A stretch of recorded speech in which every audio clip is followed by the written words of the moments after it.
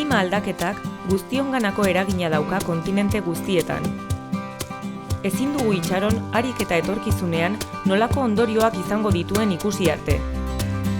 Gaur egun, klima aldaketak ekonomian, pertsonetan, erkidegoetan eta herrialdeetan dauka eragina. Egunero ikusten dugu itsasmailak gora egiten duela, eta fenomeno meteorologikoak gero eta txarragoak direla. Gure jardueraren ondorioz, gasen isuriak historiako handienak dira, eta mende honetan lurraren temperatura 3 gradu zentigradu igo da. Badakizu zer den txarrena? Gure oinordekoen artean eragin zuzena edukiko duela, eta jende txiroena kaltetuena izango dela. Dena dela, badago albiste honik, irtenbideak ditugulako geure esku. Energia berriztagarriak erabili ditzakegu, edo karbono urriko ekonomia lortzeko eskatu aldiogu nazioarteko erkidegoari.